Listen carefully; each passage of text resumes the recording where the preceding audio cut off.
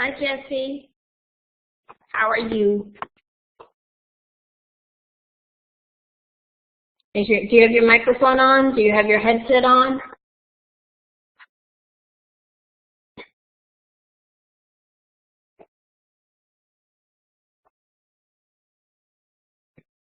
I need you to put your mic on.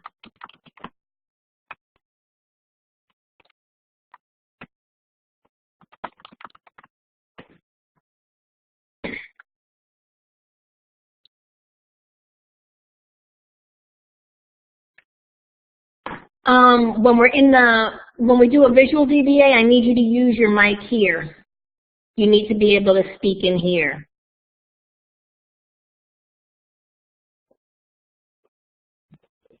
Can you hear me? I hear you. Fantastic. Okay, let's get started. I need you to please write down the following statements. You're going to put this in the student comment box on assessment 3.06. That I completed the DBA with Senora Palma on Friday, November 8th. Okay. One or two sentences about, this is your reflection component about what you liked, what you learned, or what you enjoyed from the module. Okay. Number 3 is anything you need to review. Okay. And the last one, you're going to list all the assignments that you need to complete in order to be done with Module 3. Pulling up your gradebook now, if I was in the right course, we are not in Spanish for Spanish speakers, we are in Spanish 1.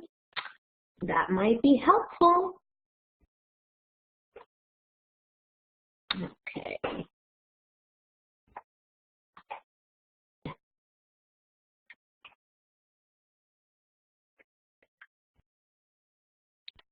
Okay, so Jesse, right now, last assignment you submitted was 3.05, and all you have left besides the Conversemos is the 307 quiz, 307 voice activity, 308 quiz. So those are the items that you would just list in number 4, okay? Okay. First question, what are singular subject pronouns? Don't worry about this question, we're just focusing on what are singular subject pronouns. And I have little pictures on the whiteboard to kind of jog your memory. Would it be like I and like you? Right, how do you say that in Spanish? What would they be in Spanish?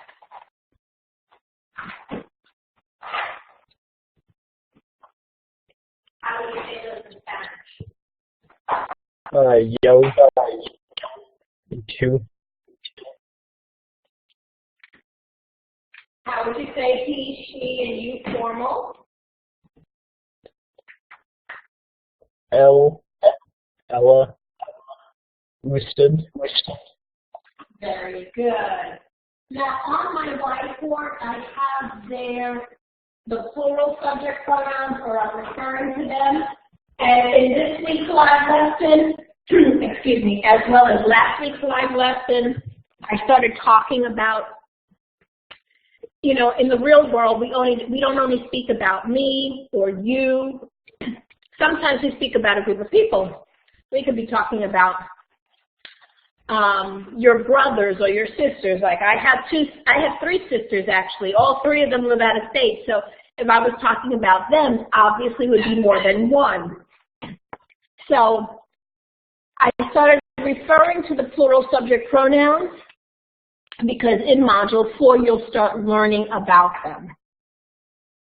Okay, so what is the step on conjugating a verb? So what's the process? And let's use AR verbs starting with, because we learned that there are 3 types of verbs in this module. We learned there are verbs that end in AR. We learned that there's verbs that end in ER. Excuse me, and we learned that there's verbs that end in IR. And we learned about infinitives.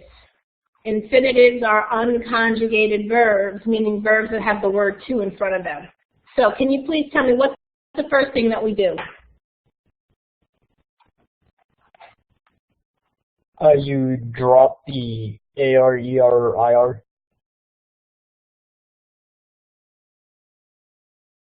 Okay, and then what? And then you add the ending. You add the appropriate ending based on the subject pronoun. Mm-hmm. So,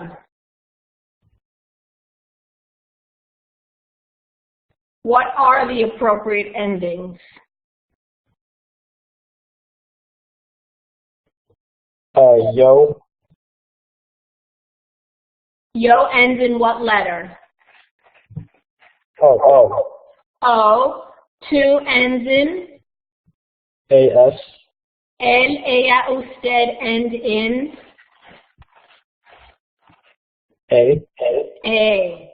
Now, this is what I was talking about that you're going to be seeing now. So, all we've learned up to this point is how to conjugate verbs on this side of the chart. When we're talking about yo, tú, él, ella, usted, we haven't learned about if we are going to the movies or the two plural. Like if I were to speak to you and your friends, I would use vosotros. We don't use it here in the U.S. It is used in Europe. It's used in South America. So for purposes for this course, you're not going to be tested on it, but it's something that you should be aware of. And then ellos is they, ellas is they girls, ustedes is you all. But again, you're not responsible for this. Now, I'm just having you, just trying to plant that seed so that when you see this, you're like, oh, she explained this to me. She kind of said that we were going to be going here. How about the verb comer? What is the endings for the verb comer?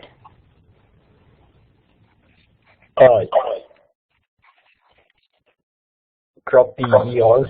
Mm-hmm.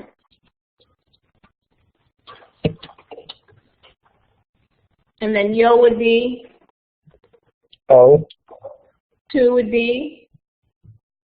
AS. What would it be?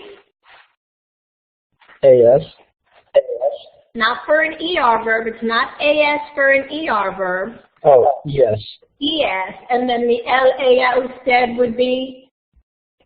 E. E. Very good. Then we have the verb vivir. What is the two-step process for the verb vivir? We first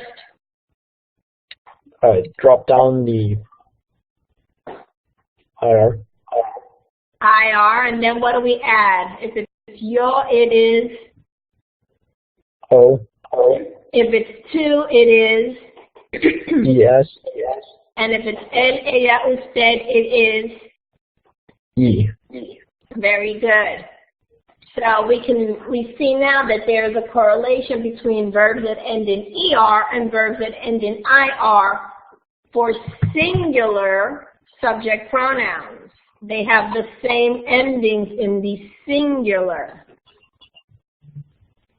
All right, what about the verb tener?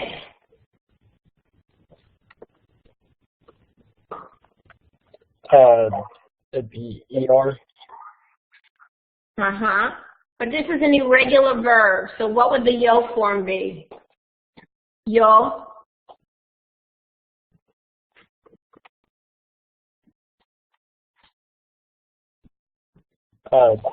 Tango. Yo tengo. Tú.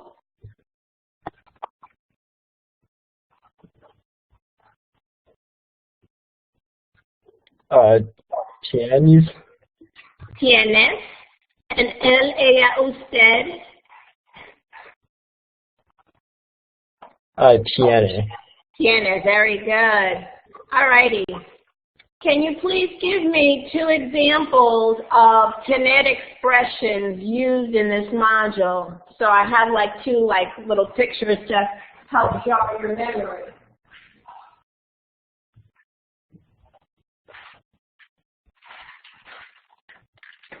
Uh, Tango Frio. Tango what? I'm sorry. Frio. Tango Frio is one. What's another one?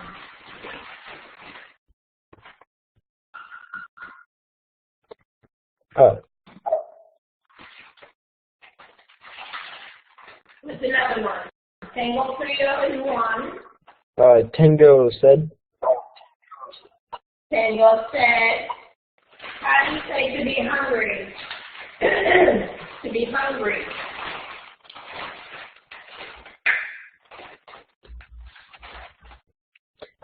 Tango hombre. And what about to be frightened, to be scared?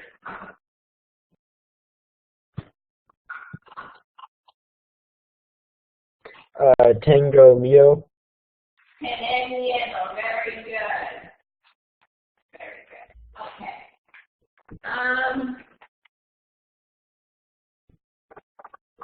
Can you give me two borrowed words, please? What are examples of two borrowed words?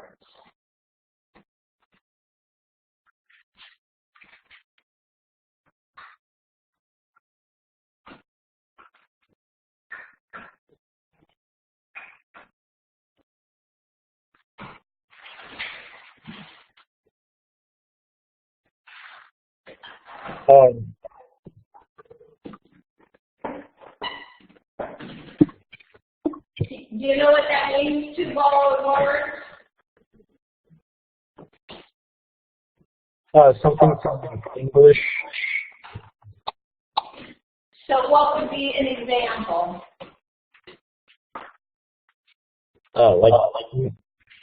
Like the one mentioned. Well, that's not a borrowed word. That's more of a cognate, meaning it sounds the same in English and in Spanish. Here we're looking for borrowed words. Words that like were in the Spanish language that are now in the English language. Like cafeteria. What's another one? Jalapeno. Jalapeno, very good, yes. So this is for lesson 301.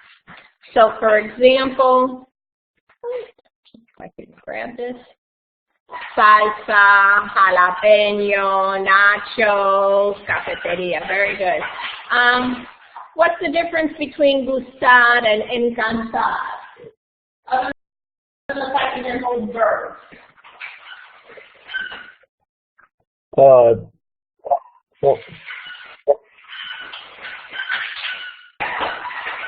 gustar is to like, and encantar is to like.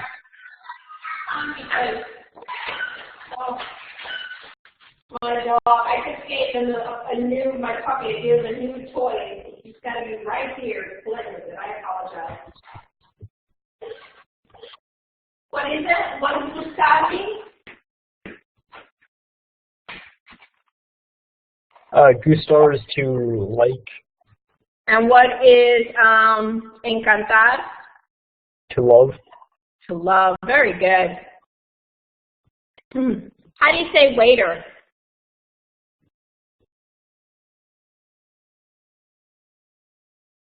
Hold on, let's get my notes.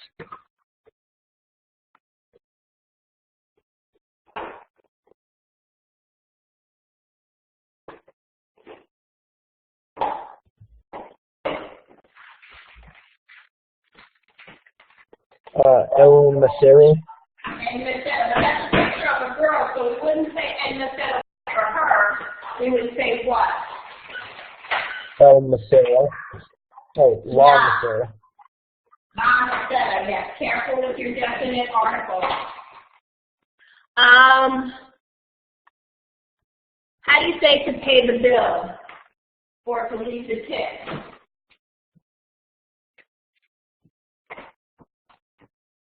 Pagar la cuenta. Pagar la cuenta, and to leave the tip? Dar la propina. Very good.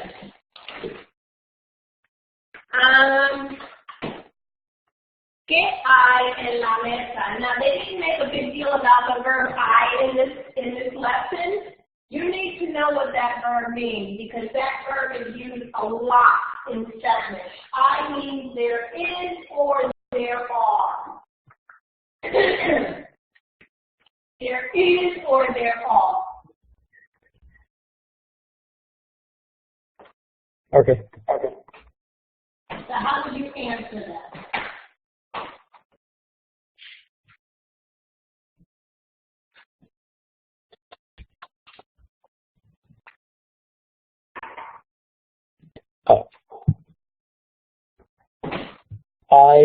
El plato, el vaso en la mesa. Very good. Okay, ¿dónde está el tenedor? Here we're talking about prepositions, so we're referring to the tenedor in relation to the plate. So how would you do that one? El tenedor está a la izquierda del plato. Very good. Awesome. Okay, what about, can you explain what that means?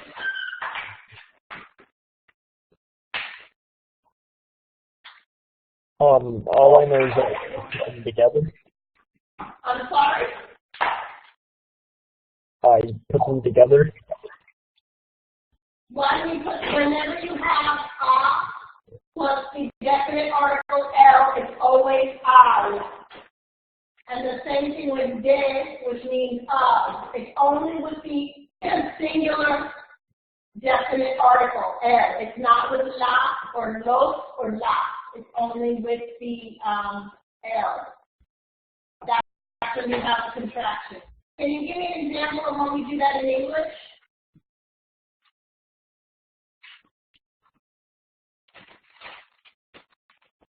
It's a little hard to hear you. Can you give me an example of when we do that in English? Like when do we do a contraction in English? Oh, to say like, I don't. Correct. Don't mean from do not. Very good. All right, and you are done. So, do you have any questions? Nope. Okay, the module 3, I'm putting it in the chat box, kindness. Module 4 quizzes is amor. And you are done. Okay. Thank you. Thank you.